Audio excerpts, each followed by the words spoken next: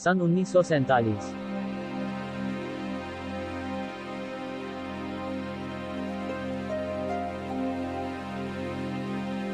ये जंगल का रास्ता तो समझ में ही नहीं आ रहा।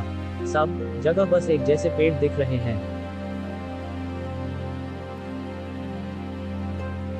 सही कहा तूने, मुझे भी यही लग रहा है। पूरे रास्ते छोटे कमलनाथ का काम बस डेविड की डायरी संभालना था। उस डायरी में डेविड ने इस मिशन के रिसर्च के बारे में लिखा था। कमलनाथ वो डायरी देना। जी साहब, ये लीजिए।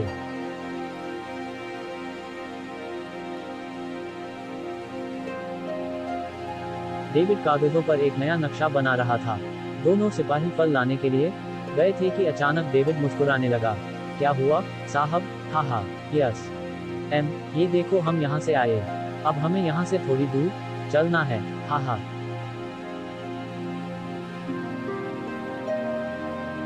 दोनों आदमियों के कुछ समझ नहीं आया। मतलब हम अभी कहाँ हैं और हमें जाना कहाँ है? आधे दिन में ये देखो, यहाँ इतना दूर आए हैं, मतलब हमें और लगेंगे 2 दिन। शाबाश बीरज, एकदम सही कहा तुमने।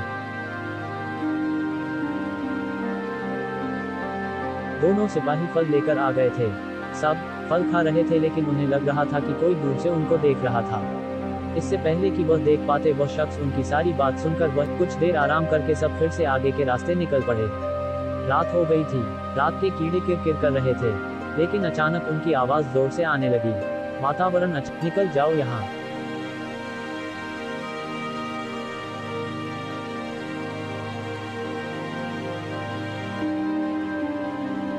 कोई पागल होगा, क्या पता साहब, हमें तो बहुत डर लग रहा है।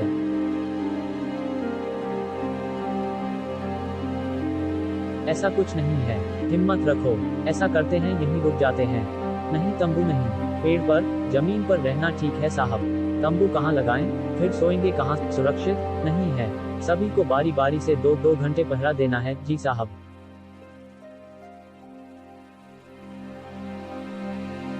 पहले में जाता हन, उसके बाद एक एक करके तम दोनों जाना। और क्योंकि कमलनाथ छोटा है, वो सुबह होने के प्रहर में पहरा देगा। घड़ी ना होने के कारण समय का पता नहीं चला, लेकिन पेड़ का सहारा लेकर एक छोटी सी झपकी लेता हन, किसी को पता भी नहीं चलेगा।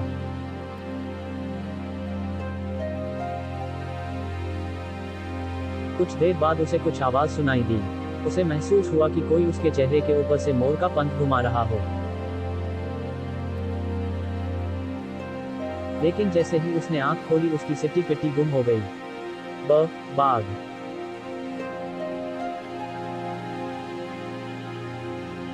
फॉल्स।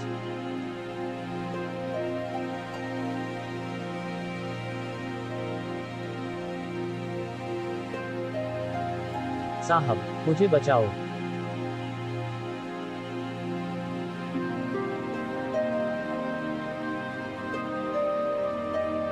प्राणी आग से डरते हैं।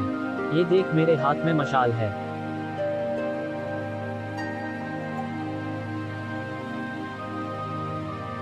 फॉल्स।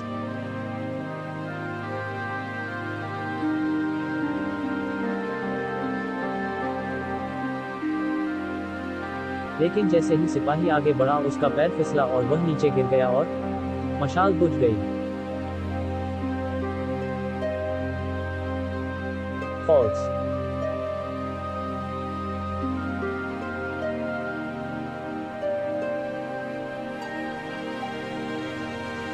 मशाल बुझते ही बाघ उस सिपाही पर झपट पड़ा। मिस्यूम बग्स।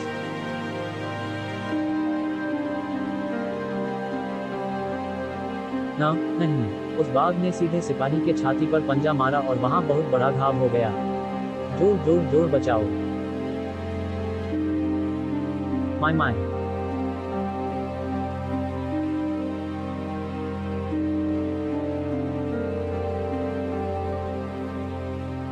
सिपाही जैसे तैसे वहां से बच निकलने की कोशिश कर रहा था।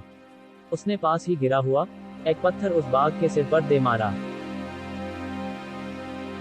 लेकिन इस बात से उस बाघ को और ज्यादा गुस्सा आ गया और उसने सिपाही के मुंह पर पंजा दे मारा। फॉल्स।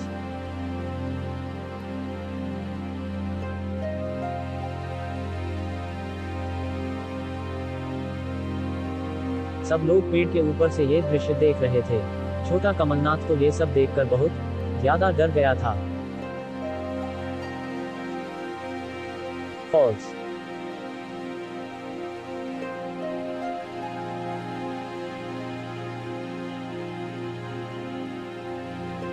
अभी उस सिपाही के शरीर से बहुत रक्त बह रहा था, उसकी बाघ से लड़ने शक्ति कम हो रही थी, लेकिन फिर भी बेहोश होने से पहले उसने बाघ को दूर धकेला। एरमन, लेकिन उसका कोई असर उस बाघ पर नहीं हुआ। आखिरकार सिपाही बेहोश हो गया और वो बाघ उसे अपने जबड़े से उठाकर झाड़ियों में ले गया। उसके जाते ही जंगल फिर से शांत हो गया। फॉल्स।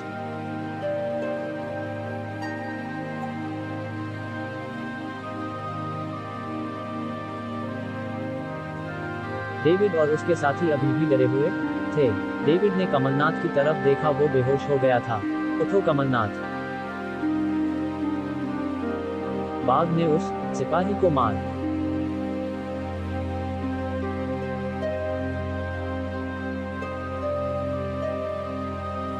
डाला।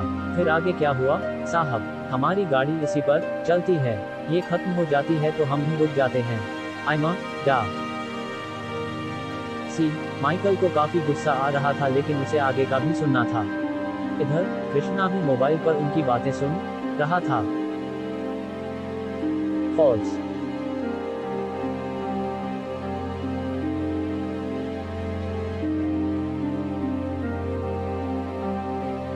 कमलनाथ ने दारू पीते ही फिर से आंखें बंद कर ली और आगे बताने लगा।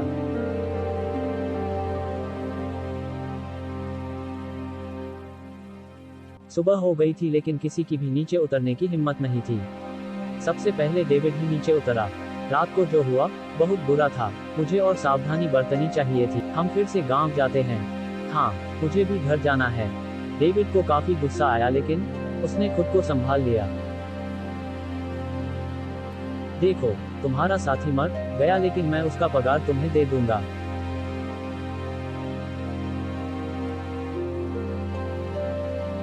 और बिरजू, ये लो बिरजू, जब हम ये काम करके गांव लौटेंगे तो मैं तुम्हें 100 सोने के सिक्के दूंगा, जिससे तुम सबसे अमीर आदमी बन जाओगे। मैं तैयार हूँ। मैं भी।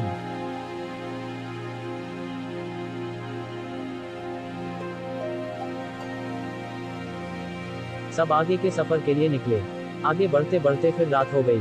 पिछली रात कोई भूला नहीं था। सब पेड़ पर सोए थे, लेकिन जरा सी भी आवाज से जाग जाते थे। फॉल्स।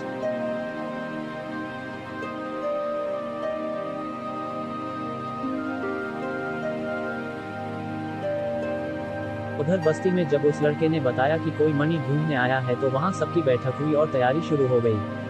प्रांग 19/290। उनमें से सरदार एक पत्थर पर बैठा और उसके सामने बाकी के सब बैठ गए। सबके चेहरे पर चिंता नजर आ रही थी। सरदार उठा और एक झोपड़ी के अंदर गया। फॉल्स।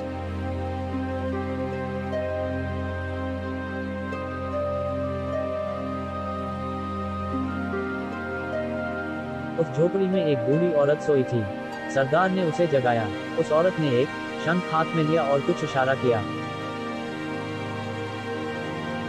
सरदार बाहर आया। सभी उसी की राह देख रहे थे। उसने कुछ इशारा किया।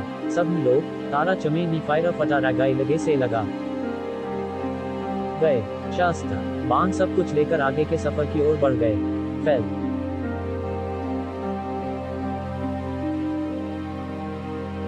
डेविड और उसके साथी जंगल में आगे बढ़ ही रहे थे कि डेविड को कुछ आवाजें सुनाई दी। पानी, बह रहे पानी की आवाज आ रही है। फॉल्स।